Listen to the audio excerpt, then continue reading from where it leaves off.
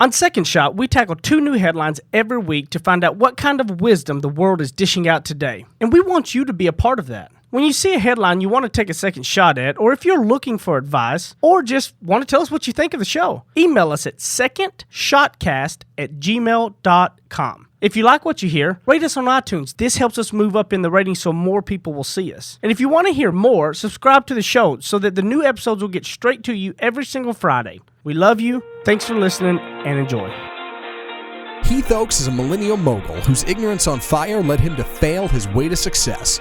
Jenny Anchondo is an Emmy award-winning journalist whose sharp eye and biting wit have led to her storied career in television. Together, they tackle today's headlines in a way only an odd couple with a dash of perfect opposite can. So kick back, relax, and join the conversation. This is Second Shot with your hosts, Heath and Jenny.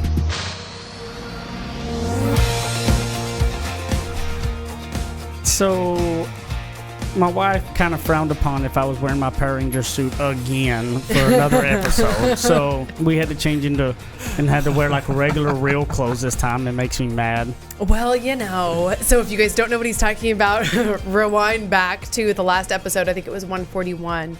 And if you didn't see the video version, it's out there on Facebook. But you may not need to. It's tremendous. You might be okay without it. Yes. We got Jenny and Zach in, and Matt is still out on vacation, staycation, or Halloweencation. He's still like living off of Halloween last week and stuff, a couple weeks ago. I will say I like his example of taking time when he wants time. I like when you do you. Yeah. You know what I mean? This is his big week that he likes. Yeah. He loves like this sort of Halloween fall season, so he takes it off.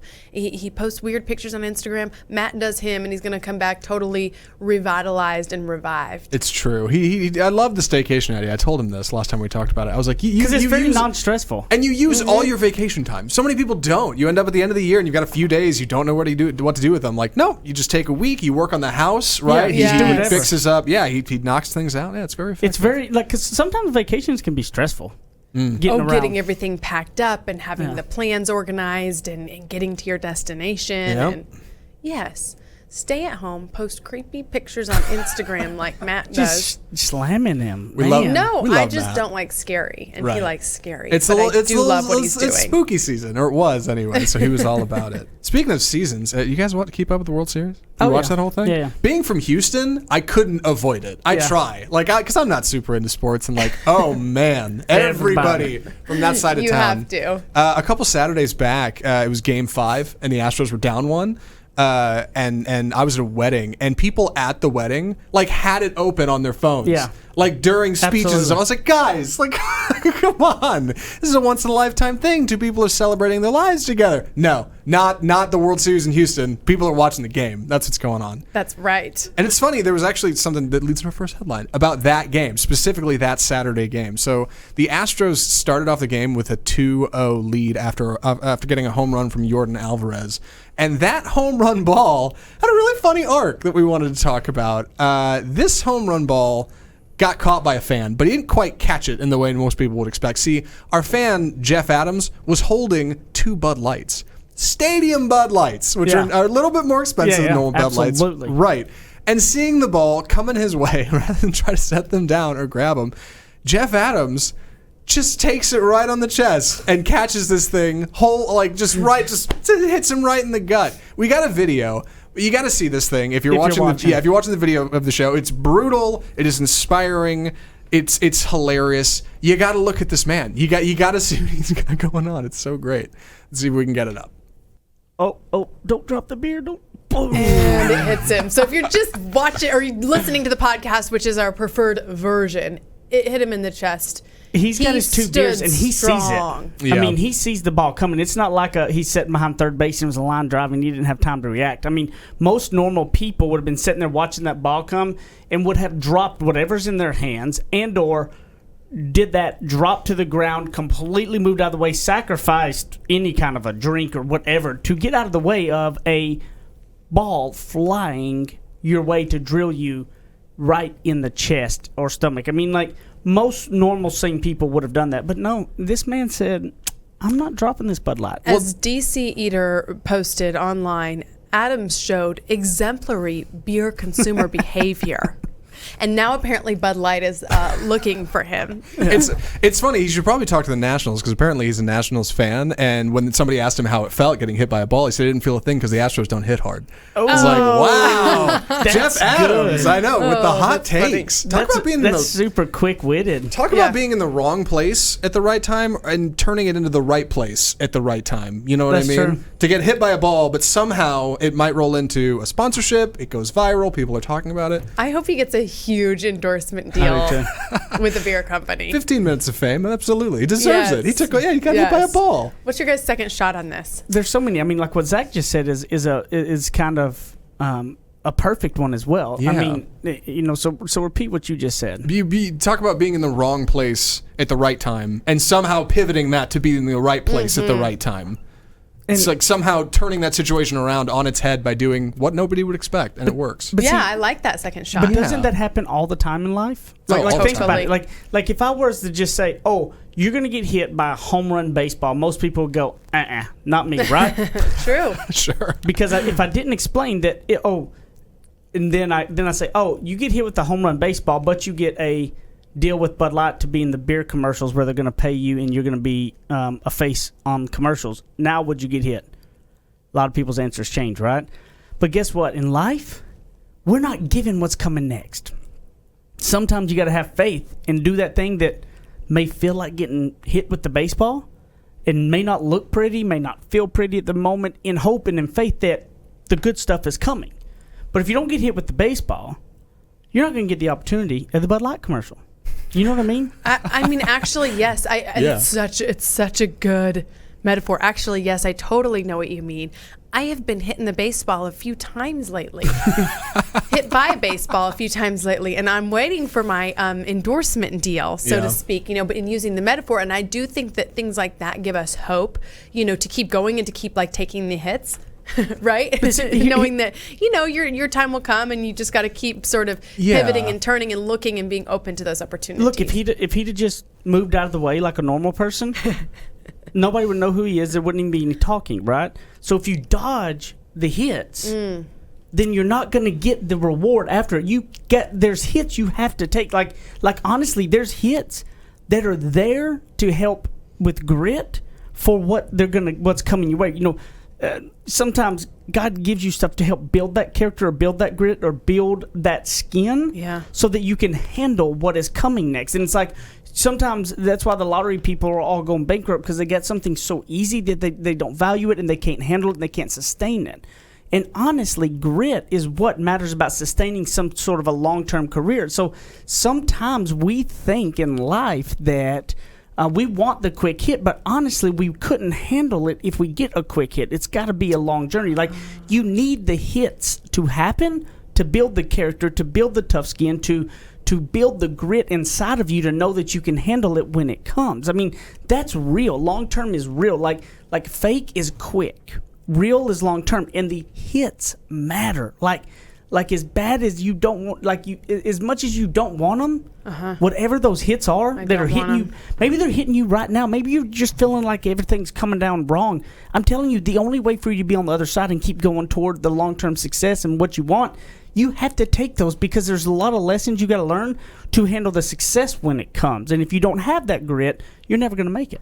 And I think people notice that, not specifically just getting hit by the ball, but that decision, right? That person you are behind the beers.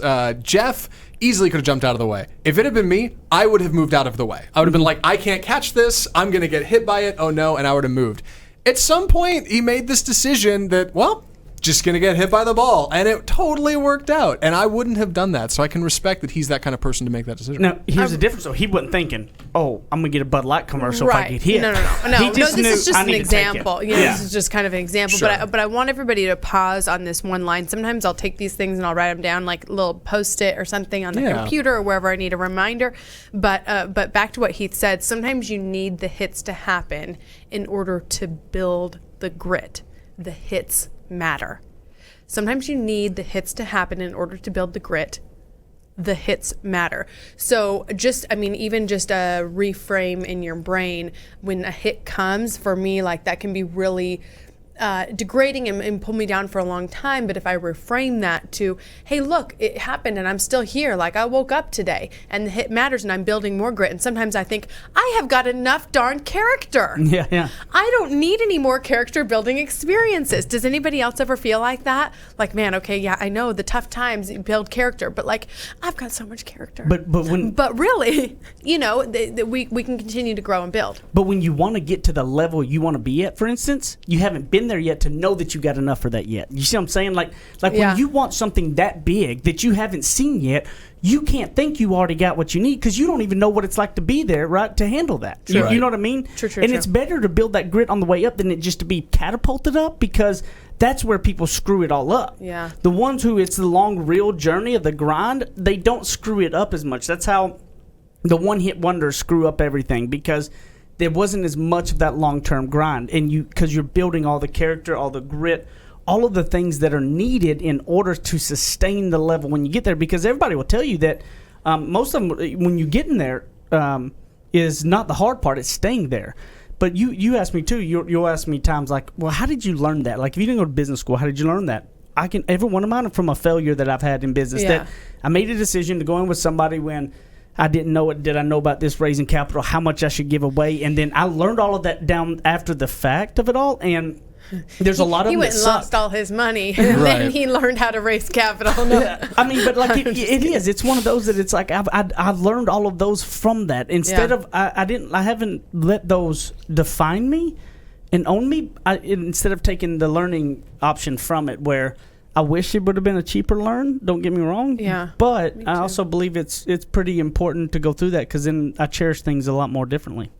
A lot more differently. So we're still working on his English, but he is excellent in the business world. We'll be back in a minute on the second segment of Second Shot.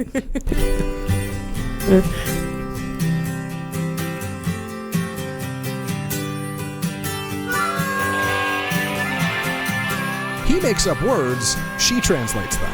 Heath and Jenny host more of Second Shot, coming up on RNCN.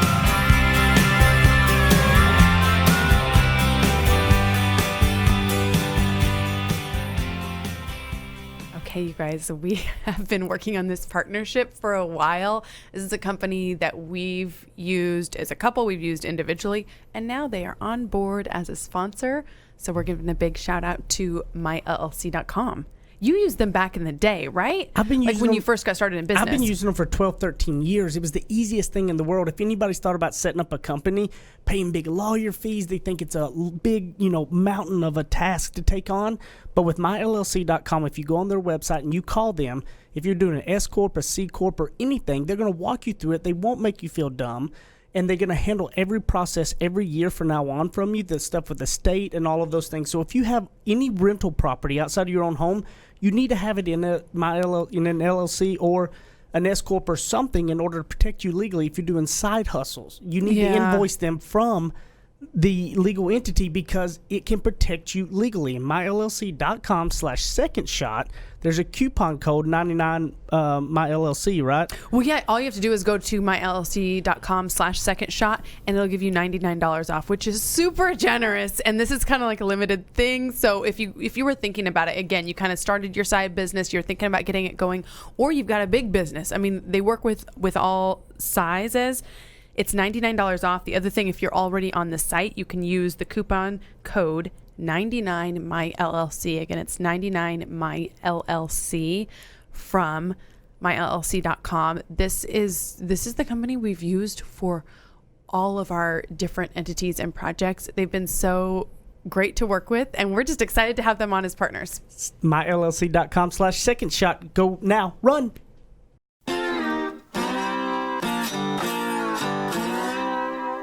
Ready? Aim. Fire. Second Shot is back for another round on RNCN. I'm still living from my you episode guys. before. Talk Power about Rangers. living in the past. It's a You were lifestyle. I thought you were seriously going to have something good to say there, but no, you just want to dish me again. And it's Dish you or dig? Whatever. Diss you. I'm tired.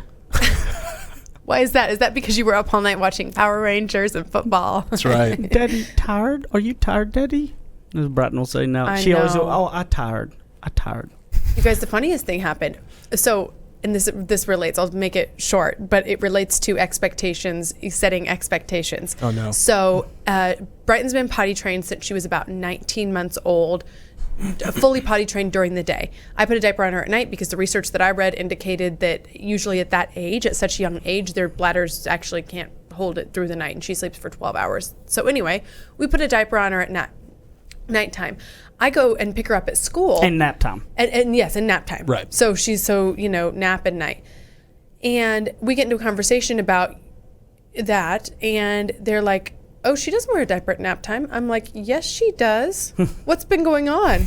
So they haven't been putting a diaper on her, and she has been not needing one. Oh. And it made me think about my expectations for her. So I set it up for, oh, she can't, her bladder's not able, we don't expect it. And That's they funny. expect it. And sure enough, she rises to the occasion. Yeah.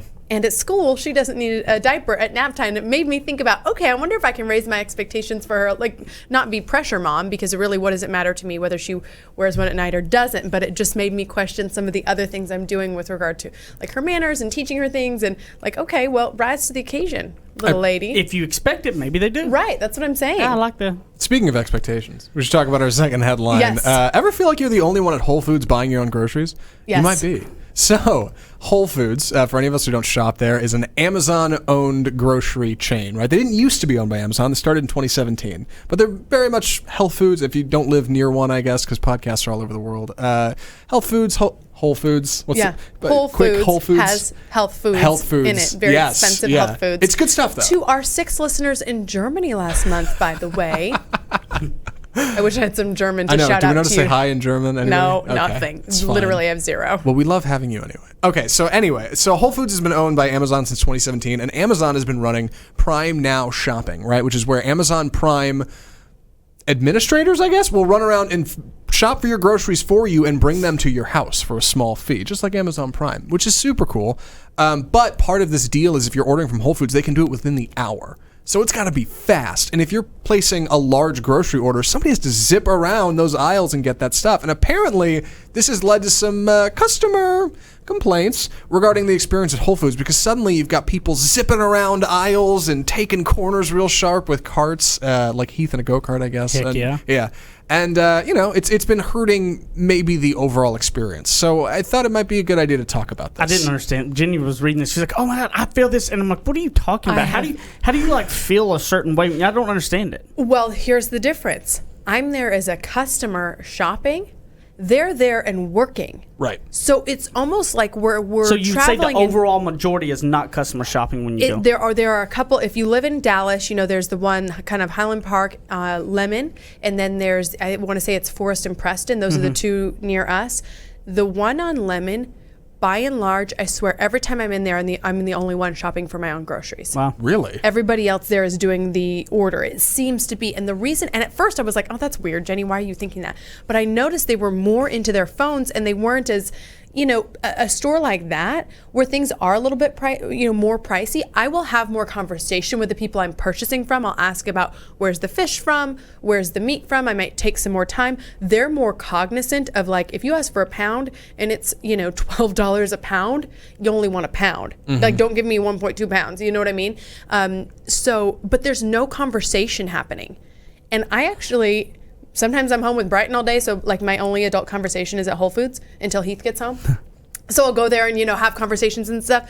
But the vibe has totally changed where they are having people doing shopping for other people because they're working and I'm shopping. It's introduced a different set of priorities for people in the environment, right? When I was hosting at a Tex-Mex restaurant after college for a few months, people started coming in from DoorDash, which at the time was a new thing. It was like, what's this DoorDash thing? And slowly over time, like, you get less people just coming in casually to pick up their food for their family or whatever, and more people who are on the clock, who are much more focused on, hey, I need to get this done now. Yes. I have my head down. I'm working. I'm doing my thing. It's just different. It's totally different. And I wonder if Whole Foods, like, if this can just be an example. And, I don't mind shopping in there with any, whoever's in there working, or whether they're shopping for their own groceries. But I just wonder if this will be an experiment or something that the rest of us can learn about environment and about what people value when they come into a certain setting, especially when you're at the price point that Whole Foods is at. Like, what's the expectation? I also shop at Aldi. When I go to Aldi, I don't expect anyone to talk to me because Aldi is dirt cheap. Yeah. You know what I mean? You know what I you're go getting in into. there, like they are on sale. I don't know. Maybe there's like a piece of moldy bread. I don't know, but it's so cheap. I'm going to cut off the mold and I'm going to buy it because it's like $1. I love it. So it's different. And it makes me think about some of your businesses that maybe are more of that high end. I'd be really careful about the measures that you take to cost cut for your profits, because part of that experience is what people are going for. True. See what I'm saying? Yeah, I like that second shot. Yeah. So, it'll be interesting to see how this all plays out. Maybe one day, none of us are going to be shopping for our own groceries. But just be aware of who your first customers were. The people who came in and bought their groceries are the people who built this big business that allow you to charge $12 a pound for your fancy meat. But it is also one of those things when you talk about evolving into stuff, and that, I catch myself. I mean, if I'm shopping by myself, or if I was doing any of that by myself, I would probably almost have my earbuds in, listening to a podcast and learning something. And then I go, I wonder if I'm missing out on some stuff. But I also have so much interaction with people so often with what I do and doing it, that it's like times that I don't want to. But I also know that I've made a lot of connections with people out of random places back in the day whenever I would have none of that gear, none of that stuff, and I would have to talk, and I would talk to everybody and anybody, right? And then how it almost makes you become, like a hermit, kind of getting back in and not wanting, and, like see people like, oh, crap, I don't want to talk, go the other way. But, like, that connection is so important still. I do think we're missing some human connection, in those types of settings. I really do. There's a gentleman who works at the...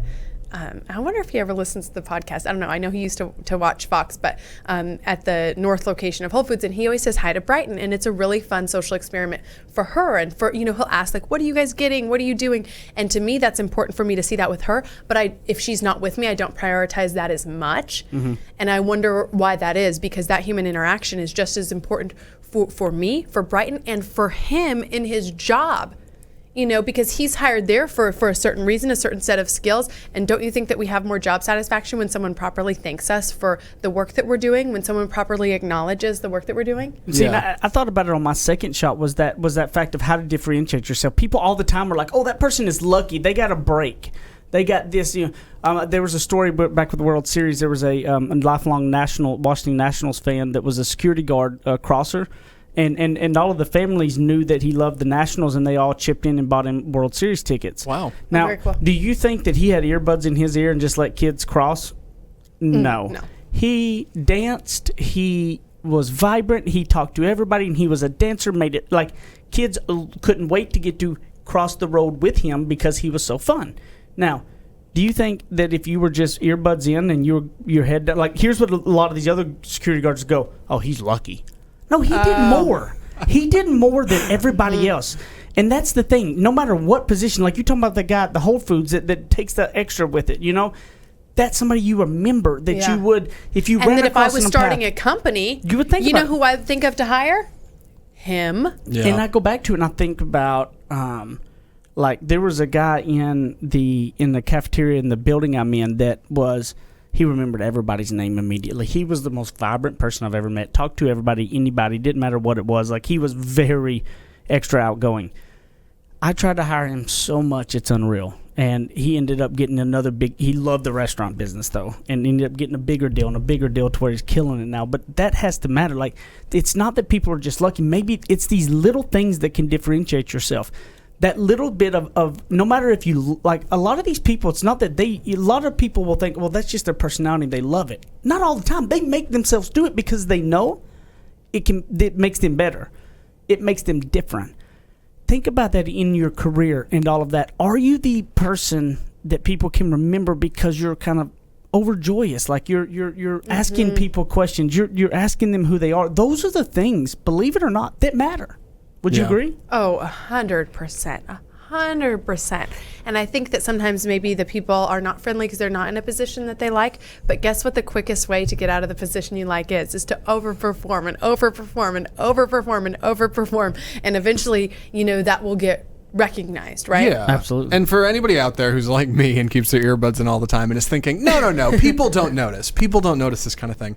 Look at the headline. Between grocery shopping and Whole Foods and everything else, shoppers notice. Yes. People notice this kind of stuff happening. It's human enough that you don't miss those little details, those little moments, that matters. And when you do the little extra, like when you're the dancing security guard that kids can't wait to it, people notice that more than anything else, because nowadays it's so different and dynamic to be somebody who says hi on the elevator, who compliments somebody, who does those things, and you never know who it is. Like that security guard has never, he just did that to make his job enjoyable, more than likely. Like, remember when you made fun of me for saying hi to the guy at Starbucks this weekend? Yeah, that was just, but you never do that. Yeah, But I know him because we go to that Starbucks every Sunday morning. And I was like, hey. And he's like, oh my gosh, creeper. Yeah, like But I'm from like, across. no, but he's like our guy. Yeah, I the never guy. get to walk inside. I always got to stay outside with Charlie. True. Oh. Yeah. Keeps me outside. Do that.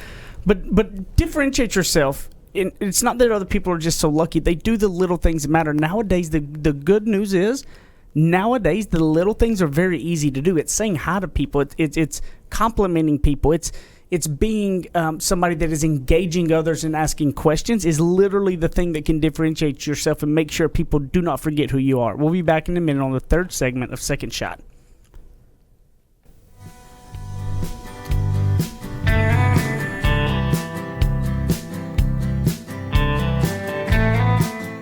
Now that's what I call ignorance on fire.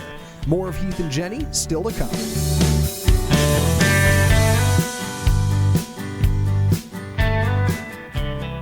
Okay, we wanted to take a quick minute to tell you guys about a company called Energy Ogre. So Heath and I have been using this company for years to save money on our electricity. We've told you guys about it for months and months and months too. So basically what they do is they shop around your electricity and then they find the lowest option and then they manage it. So you know how if you notice your rates are going up, you might call around. But who really does that? So they do that for you. The deal is that it costs $10 a month, and if they can't save you anything, then you get the $10 back. So for us, what we noticed is it cut our bill at least in half. So we're talking, we were upwards of $200, maybe a little more than $200 a month. Now we're down to $100. Yes, even in the blazing summers here in the Dallas area of Texas. So it's energyogre.com. So here's Ogre. It's OGRE. So ENERGYOGRE.com. And they actually give us a deal for Second Shot listeners. So if you would like to use it, the discount code is Second Shot.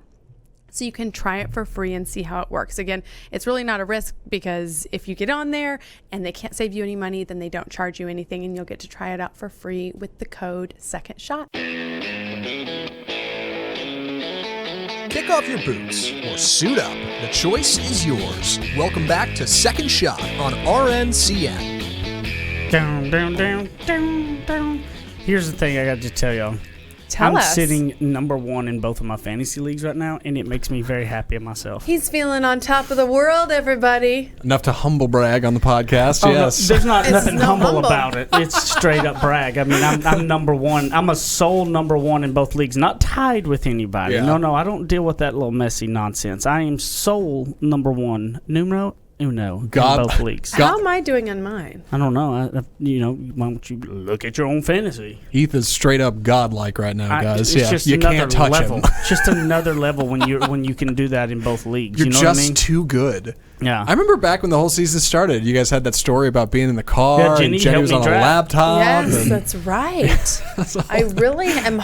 I'm really like elevating myself to be a valuable component of our family. it's a Yeah. team effort. You know, as it It relates is. to fantasy. I Yeah. will say that week 8, I won. Okay. Against Gig'em Cowboys. I'm in a league that's also a part of a reality show type podcast called First and Tens. Yeah. And so if you guys want to follow along on that, it's a little bit You're of a tied mess. for second. Yes. And this is my Nice. first year in fantasy. Right up at the Not top. to brag, but I've been using the keys to Second Shot success in Yeah. order to navigate my way through Oh, yeah? this process. So yes. What has that been? I mean, just like all the things we talk about on the podcast, I use it, I manifest it, I set systems in place. Like I making get up sure in the your morning, husband checks it I for make you. sure my system is making sure that I have, let people who are good at certain things thrive in those areas, and I let him do my smart picks. leadership. That's real leadership. Thank you. Right. Letting Thank you. hiring the right people and letting them do their deal. I've hired the right people. Putting the right people in the right spots. Yeah. That's right. Using your roommate, who's just incredible at fantasy football and can't be Yes. stopped, to help you. There's nothing wrong with that. Incidentally, I did not ask Zach. No. Which is also good hiring on my part. Hey. Zach has not watched a game in I don't know how long. To be fair, there is such a thing as beginner's luck, and I'm a big believer in it. You might be number one if I had done those picks. We'll never know. Dang though. it. We'll never know for Dang sure. it, Zach. That's good. Yeah. That's good. It is true. You know, Ignorance is bliss. If we had people that would take the time to leave ratings and reviews, we could read a couple ratings and reviews. But since nobody has got on to leave ratings and reviews, we don't have any to read. So Are you sure that there Yes. are not any? yes, Oh. I mean it's just pitiful, guys. Come on. the shame. If you're watching right now, understand that you can. One of the great things about podcasts that I fell in love with was how I can walk the dog at night, take a walk, or any of those. Maybe I'm mowing the yard. All those little tasks, like I can do something that can help feed my brain. So like. If you're watching, if you have an iTunes, if you have a iPhone, you can go to the little purple deal that's podcasting. You can listen to them all right there at any point. You can also Stitcher, SoundCloud, and you can listen to these, and you don't have to sit in front of the camera and watch it. And so you can be doing a whole lot of different things and do it. So that's one of the things I love the most about the podcast. So if you go to those and leave us a rating review on iTunes, we move up so other people can see us. So we'd appreciate any of that. We actually do Yeah. have 2 new reviews. Really? Yeah, we do. Oh, This one's snap. from Huba Witt. It says, some podcasts are entertaining, some humorous, some informative, but this one combines all and actually adds value to my life. I always walk away learning something, and I love Jenny's unique perspective and point of view. She takes time to explore topics from every angle. Her guests are interesting, and Heath is hysterical. Subscribe and listen. You'll thank me. Thank you. That's so sweet. I don't Wet? have that at all. I'm a big Maybe this was just a personal one for I'm a me. big fan of any review that's like, Jenny's fantastic. Oh, and Heath's pretty good too. This one was not written by me. I have another one. I don't know, babe, but this one's from Tiff Rockstar. She says, one thing I look for when I subscribe to podcasts is a shift in perspective. Love that Second Shot helps to elevate the listener's perspective and in turn their life. Love Jenny and he's dynamic. Always learn something new and get a good laugh at the same time.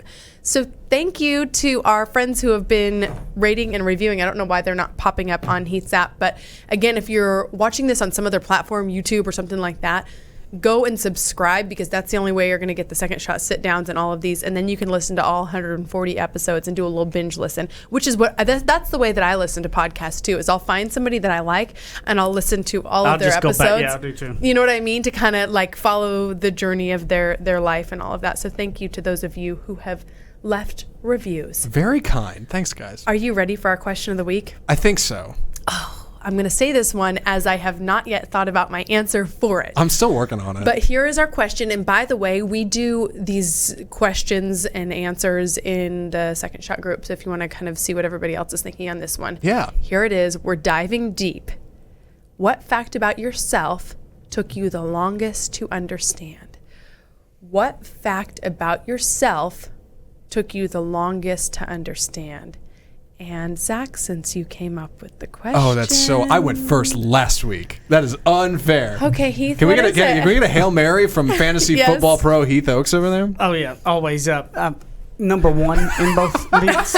In case you haven't heard, I need a shirt that says number one. number one. Yeah, just Do you not have one of those shirts? oh, I'm sure I do. I'm sure you have a number one Now shirt. we know it's So- getting for Christmas. So when you ask the question, the number one fact that took you the longest to understand is this, like. He's using stall tactics. No, what I'm trying to I understand is need when 'em. you try to like when you say a fact to understand about yourself, right? Mm-hmm. So was it something that you're saying that you had to grapple with for a long time, or is it something that Yeah. just came out of the blue? I mean, you or- could take the question however you want. Yeah. But yeah, it could be something that you've grappled with or something that you're like, oh my gosh, I didn't realize that. Yeah. To me, I'm trying to think of things that, it took me like years to come to understand about myself. Like deep kind of character traits or flaws that I was like, that I really, didn't understand until later. That now I So understand. I go had ahead. I had a leadership consultant one time where we did a lot of the feedback stuff with people, And I've always tried to, and the good thing is when she laid it out and she said, before we look at all of the answers and stuff, okay, understand that's only good or bad if whatever your legacy is doesn't match up with what people are seeing in you, right? So I loved that setup, how she did it, because she goes, all of it, nothing is good or bad, but if you have a legacy that you want to be left of one thing and what people see you as is a different, then you may want to work on that because it doesn't match up with what you want. And I'll never forget, this one time was the most deals that I've always tried to know that I want to help others get where they want to get to, and I want to be, kind of help guiding in that. And I had somebody that had a lot of feedback on the fact that I would, and I still struggle with this today, and is that my consensual was down, that and consensual can lead to the fact that people don't think you care about them. Which was lining up with the legacy I didn't want. And so the interesting thing was because he felt that I would ask questions at times, but I already knew the answer, but I knew that it was the right thing to ask you and get your input. But I basically was going to do everything I could to talk you into seeing it the way I did, no matter what. So, like, in all reality, I really didn't care what your answer was. I was doing what checked the boxes by asking you the questions and knowing I needed to ask it. And I never thought that, and then that in return can make somebody feel like you don't care about them. That's where it all came back to, and that hit me like a ton of bricks. That I was moving so fast, I would ask, but I really didn't care about your answer. I was going to try to talk you into my way, and it's been a very long process still with me that I'll try to move fast, so I don't really want to explain it and take the time to do all of it. I just want to move, but how that can make people feel. And that's something I got to keep remembering. And so it's been a fact that has been definitely a work in progress for me and been a constant kind of, asking questions for the true answers versus what just know I need to check a box. I think that's super honest, first of all. Well, I mean, someone had to point it out to you, but it's honest that you own it instead of saying that woman's wrong. That's a good one. Ooh, that's tough. And I think that probably all of us do that a little bit in our own way. Yeah. Asking a question because you either want to share your own answer or because you think it's right to just ask the question. And again, I think what's important with all of you as you ask yourself these questions is that taking the approach that Kathleen Jakes, did with us, which is there's nothing right or wrong about who you are and how you are. There's only stuff you may need to tweak if it doesn't line up with what you want. What she made us do before we even started the deal was write out what we would want somebody to say about us at an acceptance speech. And so when you write that out, then you go, what lines up with that and what does not? So it's not right or wrong. She made that point over and over. There's nothing right or wrong with you. Just make sure that there are things that maybe don't line up with what you want to be viewed as. Yeah. And make those changes. Be the person you want to be. Yeah. Yeah, that actually means a lot. Mm-hmm. So I got one. Mine was understanding, and I think, everybody grows and changes. I don't think this is the biggest thing I'll discover about myself in my life, I think this is just something real recent that's come up that I think is really big, is understanding this like vast and deep fear of commitment I have. Okay. That I just really struggle with. And it took me a long time to figure that out. Growing up, going through high school and college stuff, I was always the guy that wanted to ride shotgun. I don't want to drive anywhere, okay? And I don't just mean like in a car, but I mean just generally in life. I don't want to be responsible for making decisions. I just want to tag along. I'm on for the ride. And I think a big part of the reason I feel that way is because I look at the world around us and people talk about odds all the time. What are the odds? Small world, we'd run into each other like this. It is. The odds are astronomically slim that anything is guaranteed in life.